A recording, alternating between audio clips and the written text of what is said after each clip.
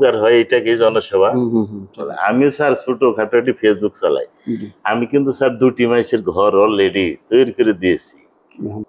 প্রিয় দর্শক, আজ আমি এমনই একজন মানুষের কাছে এসেছি, অত্যন্ত শ্রদ্ধাভাজন এবং বয়োজ্যেষ্ঠ, গুণী এবং মাটির মানুষ, যিনাকে আমি দেখেছি অনেক আগে থেকেই, আমি ওনাকে চিনি। উনি একজন অসম্ভব ভালো মানুষ, আমার অত্যন্ত শ্রদ্ধাভাজন ব্যক্তিত্ব, জনাব খান মোহাম্মদ সেলিম প্রফেসর সাহেব। ওনার কাছে আমি এসেছি ওনার কিছু শিক্ষাগত যোগ্যতা এবং ওনার শিক্ষক জীবনটা কেমন চলছে, বর্তমানে রিটায়ার্ড আছেন, সেরকম কিছু আলাপ আলোচনা নিয়ে ওনার কাছে এসেছি। প্রিয় দর্শক, দেখতে থাকুন। আসসালামু আলাইকুম স্যার। ওয়ালাইকুম আসসালাম ওয়া রাহমাতুল্লাহ। স্যার ভালো আছেন? আলহামদুলিল্লাহ। জি, আপনার শরীরটা একটু অসুস্থ, এটা শুনেছি। জি স্যার, তারপর আপনাকে একটু কষ্ট দিতেছি স্যার। কি কি মানে বেজার হচ্ছেন কি না স্যার? স্যার, আপনার কাছে আমার একটা জিজ্ঞাসা, আপনার এই শিক্ষাগত যোগ্যতাটা মানে কখন থেকে শুরু হয়েছে, কখন পর্যন্ত শেষ হয়েছে? কালিয়া থেকে 6 পাস করার পরে আমি কচুয়া স্কুল আছিল, আপগ্রেড স্কুল, ক্লাস 8 পর্যন্ত ছিল। আব্দুল হালিম সাহেব তখন কচুয়া হাই স্কুলের ওই আপগ্রেড স্কুলের প্রধান শিক্ষক ছিলেন। জি, ওখানে আমি 2 বছর পড়াশোনা করে, তারপর ক্লাস 9-এ যখন আমি উঠি, তখন আমি সোনাউল্লাহ হাই স্কুল কোয়েদি, ওখান থেকে আমি ভালুকা উপজেলায়, হ্যাঁ ভালুকা উপজেলায় কোয়েদিতে আমি পড়াশোনা করি। এবং 1968 সনে আমি কোয়েদি থেকে ম্যাট্রিক বা এসএসসি, যেটা 1968 সনে আমি কৌটা কলেজে ভর্তি হই। আমার ক্লাসমেটের মধ্যে বঙ্গবীর কাদের সিদ্দিকী বীর উত্তম। জি, উনি আপনার ক্লাসমেট ছিল? আমার ক্লাসমেট ছিল, আমার একই সেকশনে আমরা পড়াশোনা করছি, লেখাপড়া করতাম। 1970 সনে আমি ইন্টারমিডিয়েট পাস করি কোটার থেকে। পাস করার পরে বিএতে ভর্তি হই। তারপরে যুদ্ধ লাগলো। ব্রিটিশ কমান্ডার সাহেবের নেতৃত্বে পড়াশোনা শেষে বা এই জুন মাসের আগ দিয়ে আমরা সক্রিয়ভাবে মুক্তিযুদ্ধে অংশগ্রহণ করলাম। অর্থাৎ স্যার, কাদের সিদ্দিকের নেতৃত্বে জনাব মরহুম ব্রিটিশ কমান্ডার সাহেবের সাথে আপনি ওনার নেতৃত্বে, মানে উনি তো সেক্টর কমান্ডার ছিলেন নাকি? ব্রিটিশ কমান্ডার না, ওদের কোম্পানি কমান্ডার ছিলেন। কোম্পানি কমান্ডার, কাদের বাহিনীর 17 নম্বর কোম্পানি কমান্ডার ছিলেন। জি, ওনার সাথে আপনার মুক্তিযুদ্ধ হিসাবে কাজ করেছেন? হ্যাঁ, কাজ করছি। এবং পরবর্তী সময় ওনার সাথে ওই 17 নম্বর কোম্পানিতে আমি মুক্তিযোদ্ধা হিসেবে অংশগ্রহণ করি। এবং মানে লাস্ট দিন পর্যন্ত 16 ডিসেম্বর পর্যন্ত আমরা ওই কোম্পানিতে ছিলাম। বিভিন্ন জায়গায়, ময়মনসিং এরিয়ায় আমরা বিভিন্ন জায়গায় আমরা যুদ্ধ করেছি। জি স্যার। দেশ স্বাধীন হওয়ার পরে যখন 11 তারিখে টাঙ্গাইল মুক্ত হয়, 11 ডিসেম্বর, 12 তারিখে কাদের সিদ্দিকী সাহেবের নির্দেশে আমরা ক্যাম্প উদ্ধার করে আমরা টাঙ্গাইল চলে আসি। আপনার তো মুক্তিযোদ্ধার কাহিনী শুনলাম, এটা কি আপনি তখন মানে শিক্ষক ছিলেন না ছাত্র?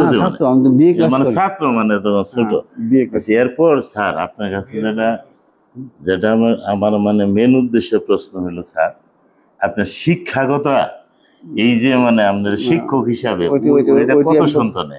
আমি তো বলি, আমি তো পরে বিএ পাস করলাম। বিএ পাস করে আমি এলএলবি-তে পড়ছি ঢাকাতে। জি স্যার। সেন্ট্রাল ল কলেজে 1 বছর। ওই সময় কাদের সিদ্দিকী বাসায় থাকতাম, বেশ 3-4 মাস আমি কাদের সিদ্দিকী বাসা থেকে ক্লাস করতাম। মানে পরীক্ষায় আমি সেকেন্ড ক্লাস দাঁড়িয়ে ঢুকছিলাম। তারপরে আমি ব্যাংকে একটা চাকরি করি, মানে পরীক্ষা দিয়ে বাড়িতে আসার পরই আমার ব্যাংকে একটা চাকরি, ছোট্ট একটা চাকরি ব্রাঞ্চ। ওই কোদালিয়া ব্রাঞ্চে আমি পরে ট্রান্সফার হয়ে আসি, যেহেতু আমার কোদালিয়াতে আমার বাসা। জি স্যার। এই কারণে ওই বাসার কারণে আমি কোদালিয়াতে ট্রান্সফার হয়ে আসি। তারপর আমি নামদাপুর মাদ্রাসায় বাংলা প্রফেসরের পোস্ট ভ্যাকান্ট থাকার কারণে মাদ্রাসা থেকে আমার কাছে আসলে, এমনকি এমএস মরহুম আমার শ্রদ্ধেয় স্যার, উনি এসে আমাকে বললো যে তুমি নামদাপুরে আসো। আমি ওখানে আসি। এমএস স্যার আছেন, বিলাল সুরাত মাস্টার সাহেব, এদের অনেকের রিকোয়েস্টে পরে আমি নামদাপুরে জয়েন করি বাংলা লেকচারার হিসাবে। তারপরে নামদাপুরে আমি চাকরি করতে থাকি 81 সনের থেকে, 81 সনের শেষের দিকে আর কি। তারপরে 1912 সনের 17 এপ্রিল আমার মানে সার্টিফিকেট, এই যখন আমার 60 বছর পূর্ণ হল, আমি নামদাপুর মাদ্রাসায় মানে অ্যাসিস্ট্যান্ট প্রফেসর হিসেবে আমি ওখান থেকে অবসর গ্রহণ করি। এর মাঝখানে বড়সানা কুতুবপুর কলেজ যখন করা হলো, তখন ওই বড়সানা কুতুবপুর কলেজের এই যে কমিটি হইল, সাংগঠনিক কমিটি, ওই কমিটির আমি সদস্য ছিলাম। এবং এই কলেজ করার জন্য যতটুকু কাজ করা দরকার এলাকার মানুষ 2 গ্রামে মিলে আমরা যখন কলেজ করাম, সবার সাথে আমি কলেজে করছি। এবং একসময় সর্ব কিছুদিনের জন্য আমি কলেজের প্রিন্সিপালের দায়িত্ব আমি পালন করছি।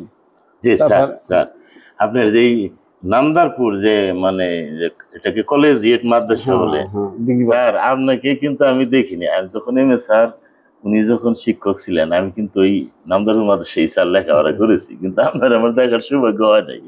কারণ আমি যখন আপনি জয়েন করছেন তখন আমার লেখাপড়া বাদ গেছে। নামদারপুর কত বছর চাকরি করছেন? নামদারপুর আমার 81 অক্টোবরে তো জয়েন করছিলাম। জি স্যার। আমি 2012 সনে 17 তারিখে প্রায় 30-31 বছরের মতো হবে চাকরি ওখানে ছিলাম। ওইখান থেকে আমি রিটায়ার্ড পাইছেন? হ্যাঁ, ওখান থেকে। মানে 81 হইতে পুরো 31 বছর? হ্যাঁ, পুরো 31 বছর মনে হয়। তারপরে আপনি রিটায়ার।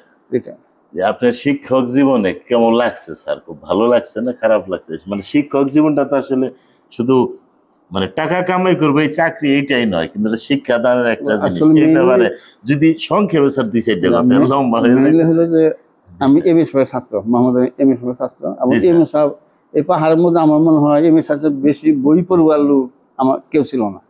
ওনার পদাঙ্ক অনুসরণ করতে যে আমি প্রচুর বই পড়াশোনা করছি। একজন শিক্ষক যদি ভালো পড়াশোনা করে, জি স্যার, ভালো বিভিন্ন সাইডে পড়াশোনা করে, তাহলে সে ভালো শিক্ষক হতে পারে। আমার বাড়িতে প্রচুর বই আছে এখনো, বইগুলো এখন আমি কিছু কিছু বই, আর যদি আমি আবার ইয়ার মাঝখানে আমার 2013 সালে ব্রেন স্ট্রোক করার কারণে আমার বাম সাইড দুর্বল হয়ে গেছে, প্যারালাইজড, যে কারণে খুব বেশি সময় আমি ওই বই দিয়ে তাকিয়ে থাকবো। তারপরে কিন্তু এখন আমার পড়ার থেকে আমি হই নাই, বিরত হই নাই। অসংখ্য ধন্যবাদ স্যার। আসলে আপনার শিক্ষকতা জীবনে আমি আপনার সরাসরি আপনার ছাত্র না হইলেও আমি আপনার যে ছাত্র তার চাইতে আপনাকে আমি শ্রদ্ধা করি, কারণ আমি ওইখানে লেখাপড়া করছি, আপনার সম্বন্ধে জানি। আসলে স্যার এই মানে রিটায়ার্ড পাইছেন কত সনে? 2012 এপ্রিলে। 2012 এপ্রিল মাসে আপনি রিটায়ার্ড। এখন তো আল্লাহ আপনাকে সুস্থ রাখছে এবং সবল রাখছে। অসংখ্য। তো আমার একটা আর ইয়েছে যে আমার ওই নামদাপুরের কিছু ছাত্র, যেমন সাধারণ প্রযুক্তি বিশ্ববিদ্যালয়ের ইংরেজি বিভাগের অধ্যাপক ডক্টর শফিকুল ইসলাম আমার ছাত্র। চিটাগাং বিশ্ববিদ্যালয়ে আমার ছাত্র ডক্টর মুজাম্মেল হক মিলন, জি, ইসলামের ইতিহাসে আমারই ছাত্র। আপনার ছাত্র? হ্যাঁ হ্যাঁ। তারপরে মাহমুদুল হাসান এক বেসরকারি বিশ্ববিদ্যালয়ের ডিনে হচ্ছে।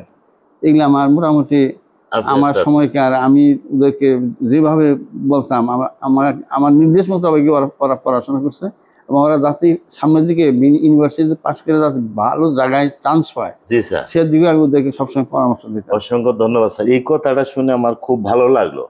এই আপনার ছাত্র এত উপরে লেভেলে চলে গেছে, এই যে আপনার মনে এটা ভালো লাগে না স্যার? এটা খুব ভালো লাগে যে আপনার ছাত্র এত বড় হয়েছে। আরেকটা বিষয় স্যার আপনার খুবই ভালো লাগছে যে আমার যেইটা আপনি আমাদের যে বঙ্গবীর আছে, বাংলার বীর বলা হয়, বঙ্গবীর কাদের সিদ্দিক বীরোত্তমদার খেতাব দিয়েছে, ওনার সাথে আপনি এক ক্লাসে লেখাপড়া করছেন এবং মুক্তিযুদ্ধও করেছেন। এর জন্য আপনার আসলে খুব এই কথাগুলি আমার কাছে ভালো লাগলো। সৎভাবে জীবনযাপন করো, মানুষের সাথে ভালো ব্যবহার করো, মানুষ হইয়া চলো। অসংখ্য ধন্যবাদ স্যার আপনাকে। স্যার জনসেবা, আসলে যারা ওই যে জনসেবার নামে রাজনীতি করে এরা কিন্তু আসলে জনসেবা আমার মতে।